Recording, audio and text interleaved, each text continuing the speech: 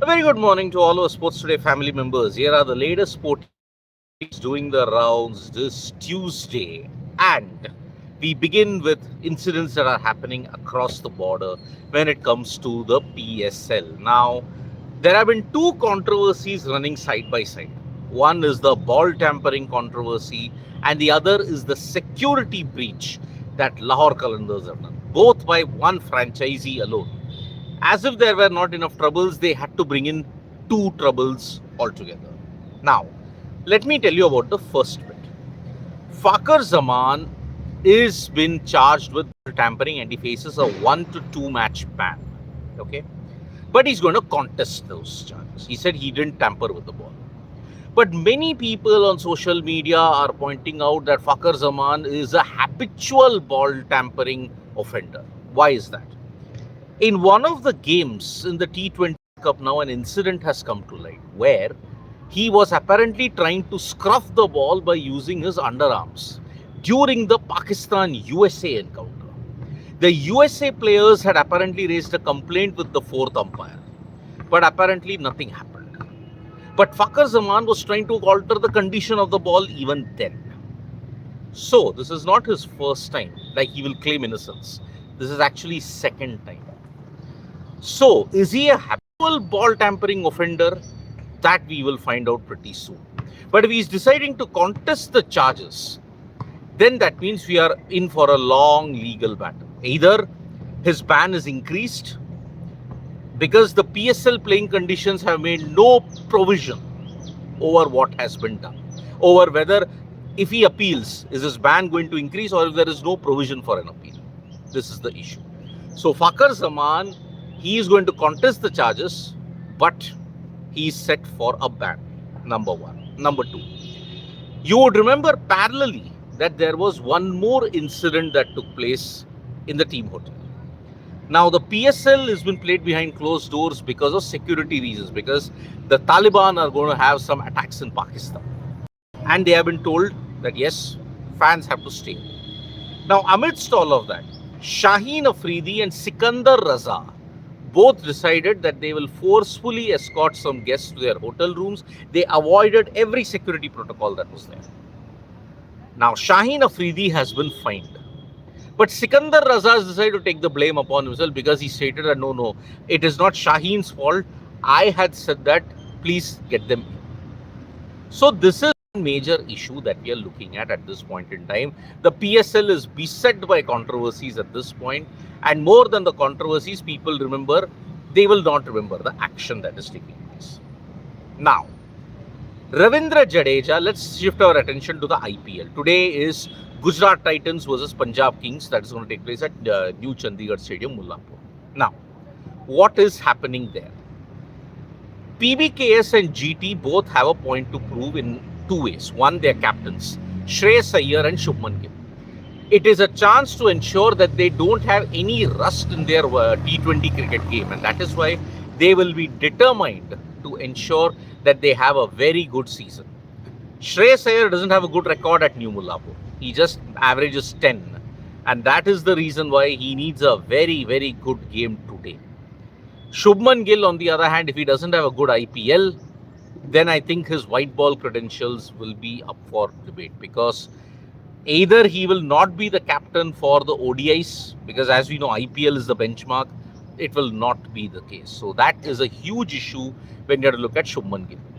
Ravindra Jadeja now has given a very emotional statement as to why he was holding back tears, because he was like just wondering, yes, I like the color pink on me, but then it is emotional that I won so many titles with Chennai Super Kings, but I'm now back with my first franchisee that helped win the first IPL.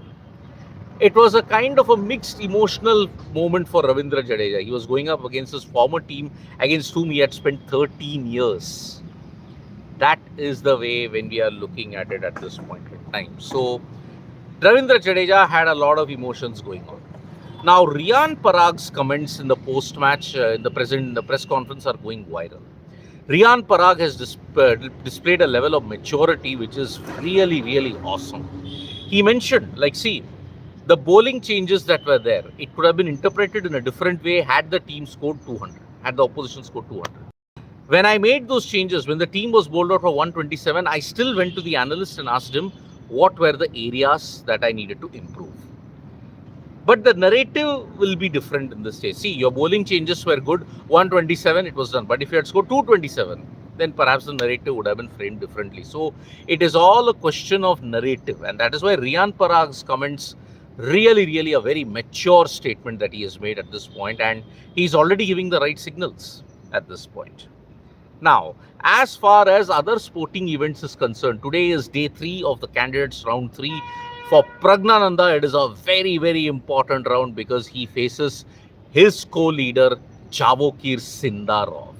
Now, Javokir Sindarov is going to be really a massive opponent that he'll have to face. See, there are basically 3 opponents that Pragnananda will have to be very careful of. Sindarov, Nakamura, Caruana. If he manages to have a solid display against them, then I think the candidates is his.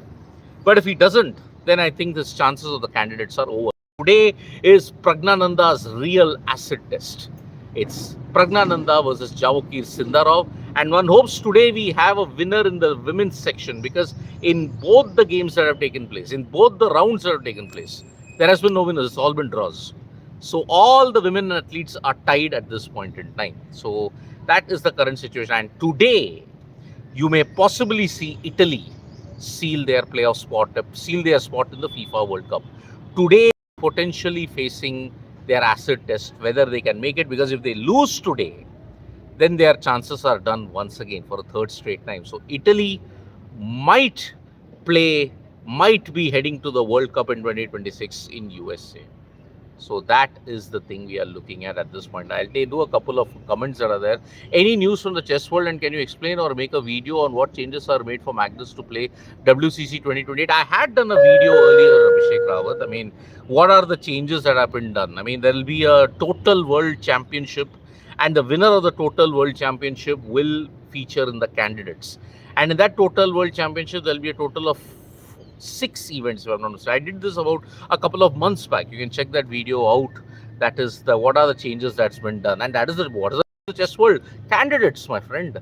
And is Nepo playing anything these days? No, I think Nepo, is playing some Title Tuesday events, but I think he's not playing anything else. After the fiasco that happened in Goa, he just is not into too much of it. So yeah, that is the current situation as far as the chess world is concerned. So yes, today is Gujarat Titans versus Punjab Kings. Let's see how that pans out. It'll be a really interesting bit. And Rafael Gautam, I believe whoever wins the candidates is favourite against Gukesh. What do you think? Yes, if it's Fabiano who wins, then he's the favourite against Gukesh. If Prag wins, it's kind of equal. If Sindarov wins the candidates, he's the favourite against Gukesh. If Nakamura wins the candidates, he's the favourite against Gukesh. Anybody else, I think Gukesh will start as the favourite. But again, Nakamura and Caruana, I think Gukesh is going to be facing an uphill. Against Prag, it is more or less equal, I would say. So, thank you so much, folks, for joining us for this morning wrap. Subscribe to Sports Today for all the latest news and analysis.